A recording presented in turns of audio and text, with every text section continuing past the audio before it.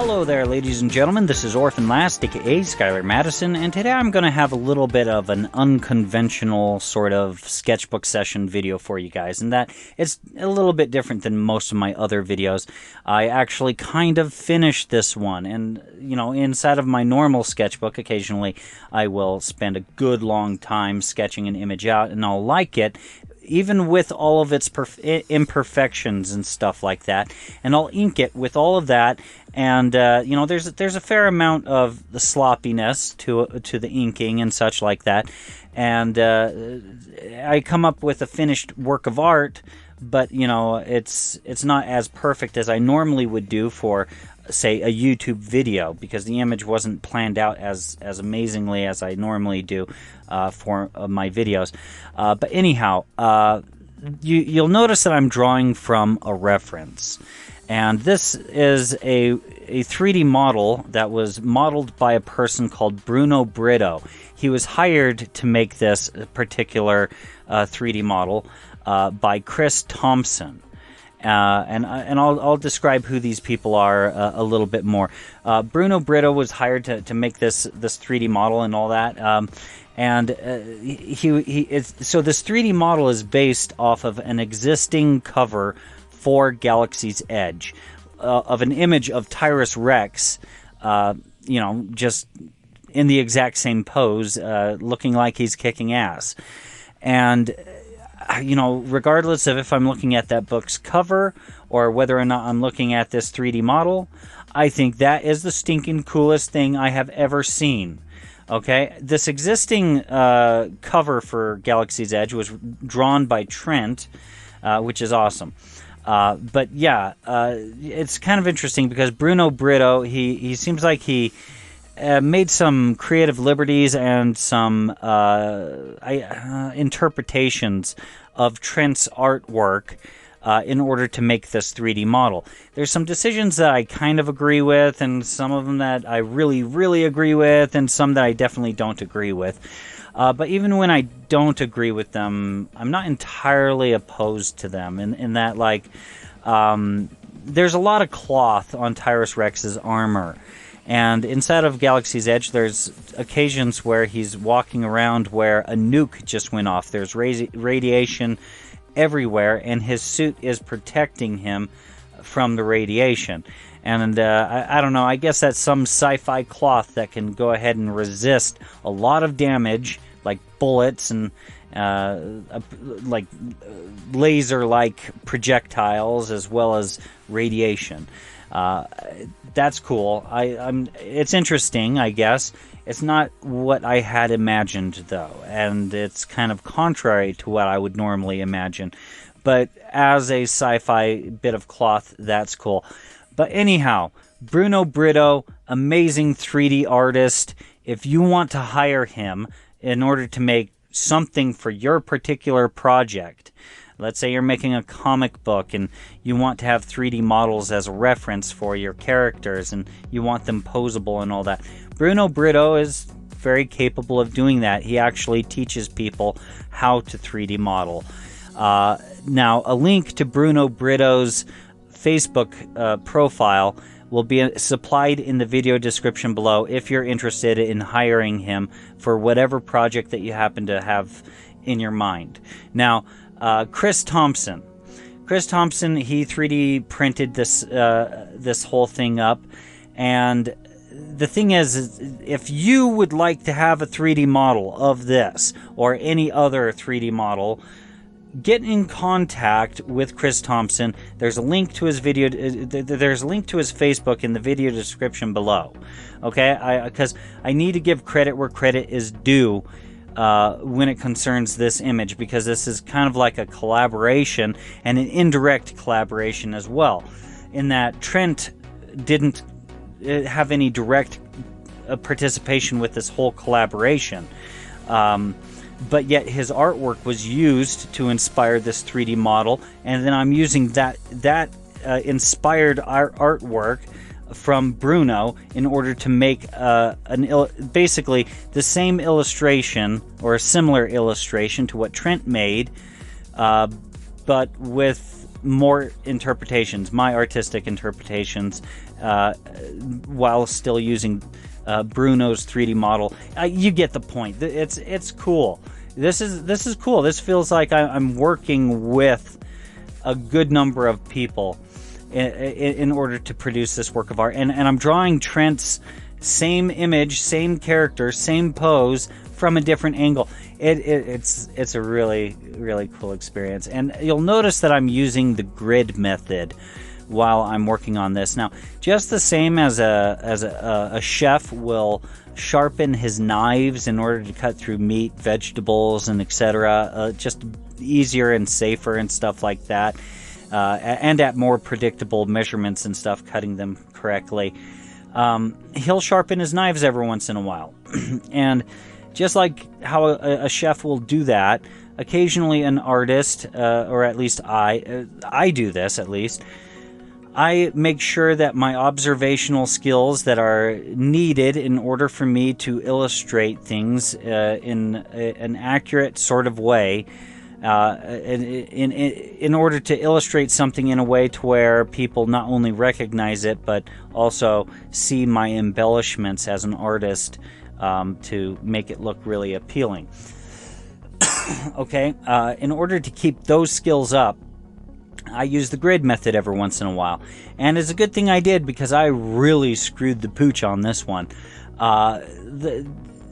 When I started to try to illustrate the pistol, or the gun, Uzi looking, small machine gun, SMG, I think. It's just, or PDW. Basically, I just think that I started to notice around that time there's some sort of proportional problem, which is weird because the grid method is supposed to help you prevent those sorts of proportional problems. Now, the issue that I ran into was I started illustrating the image on the wrong square on the grid. And so I needed to shift some proportions elsewhere. Somehow in my mind, an entire row of the grid just got completely omitted. And so this kind of gets me to think, wow, okay, yeah, I really need to draw with the grid method again. I don't like drawing with the grid method, actually. It's the most tedious thing in the world, but that's precisely the reason why the grid method is so effective. It forces you to draw your reference correctly.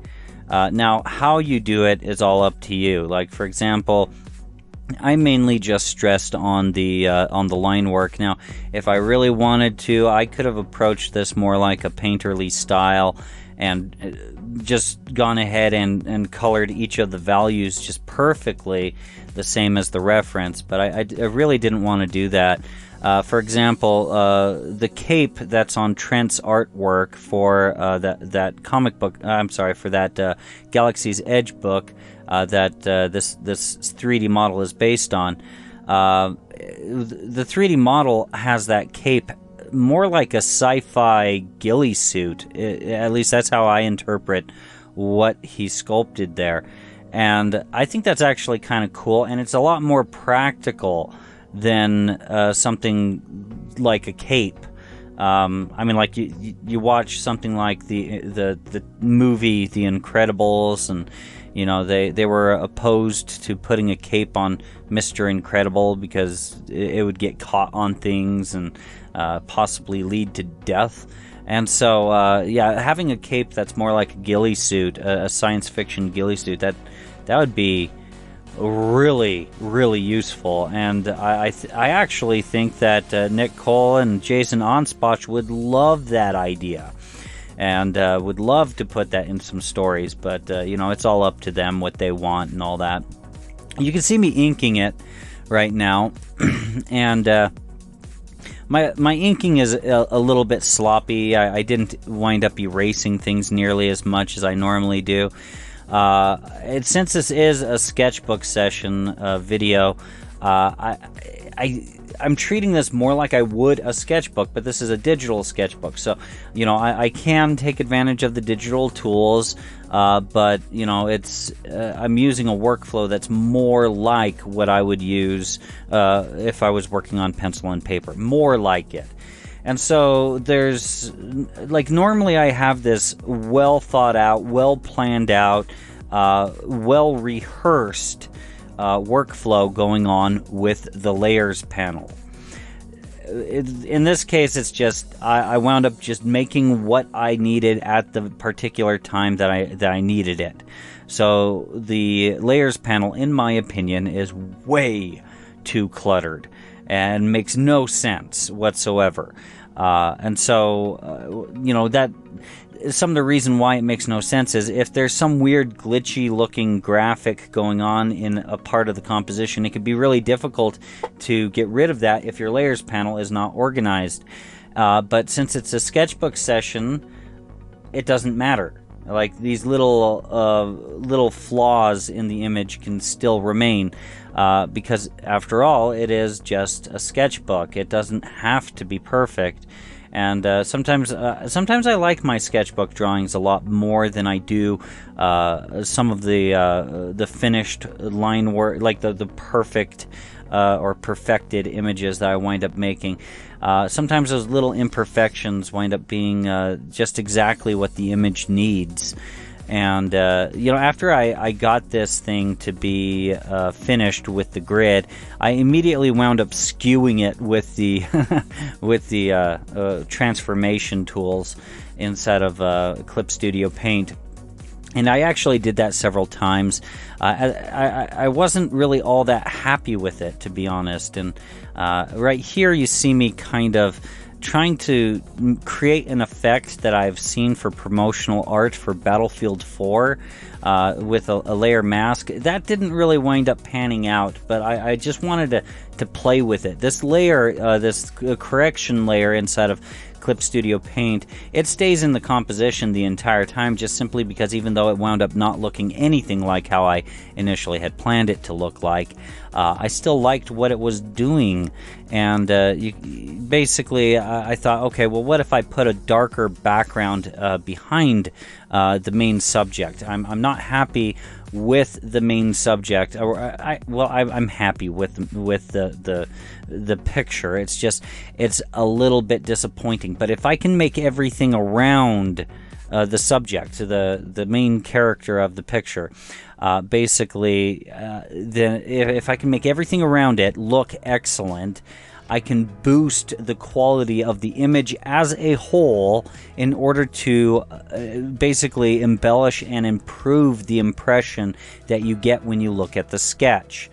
If so much of the image just looks, wow, really cool, people will forget about specific details, kind of, I guess, that aren't necessarily perfect or appealing to the eye. And so I was just kind of thinking more like a graphic designer at this point.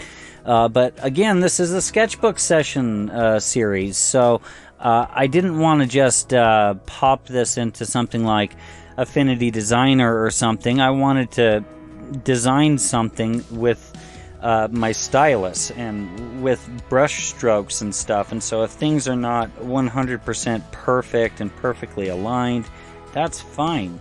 And sometimes the lack of perfection, but just the nearness to perfection, can make an image really, really pop. You can see me grabbing the Galaxy's Edge text, and you know, I kept trying to find the right color for a blending mode. And at this point I thought, wow, you know, it would look really cool if there was a bright light in that text. And so what if there was something kind of like a lens flare going on here? And so I went ahead and started to do that. And I thought, well, what if the lens flare kind of gets blocked a little bit by Tyrus Rex's body? And then I thought, well, what if I put in just something to kind of guide your eye through the composition? And so I thought this weird little squiggly do that kind of wraps around him and moves throughout the canvas would look really cool. And so I just started to think really abstractly and kept drawing different types of abstract lines that could go around him until it finally wound up looking good. And then I wound up continuing to work on this lens flare and adding white to it, and some little rays that kind of expand out. And I think it wound up looking pretty good. But, you know, as I kept progressing onward, I started to notice, wow, you know, Tyrus Rex is kind of blending in with everything, and so you don't really actually see him. So I wound up building up a little bit of a halo around him, and that seemed to get him to pop a little bit more, but not quite as much as I had hoped. If you have too much of a halo, it just winds up looking really hokey and weird. So I wound up having to kind of rethink things a little bit, and had to actually add more contrast around him. And so, you know, I just used a blending mode with a little bit of blue, and then I thought, well, what if I put an object behind him, such as like a red ribbon or something, and kind of angle it towards not only the main character but the text. Wouldn't that seem to kind of work in unison with everything inside of the composition? And I wasn't liking how the red was looking there. It didn't look like it was glowing in the dark. It just looked really bland, so I kind of touched that up a little bit more. Just kind of try to get him to pop out of the canvas a little bit more. And here's the final result of the image. For a sketch that's been taken to completion, but still preserves its sketchiness. I'd say this turned out looking really good, and it's gotten me to think of what I should draw for the next video, which will probably be the last Galaxy's Edge image that I work on for a good long while. Something like a first-person view of Tyrus Rex attacking someone or something. I think that would be really cool. Anyways, guys, that pretty much concludes it for this video. If you guys enjoyed it, please feel free to like, share, and subscribe. And if you guys would like to have more participation with my community and myself, feel free to join my Discord server. If you'd like to support this channel, there's an image of a T-shirt in the upper right corner of the screen right now. It leads to my Teespring. Any support with the purchase of a T-shirt would be much appreciated. And if you've enjoyed this content and would like to see more, feel free to click on anything else that's appearing on the screen right now. Thank you very much for your time.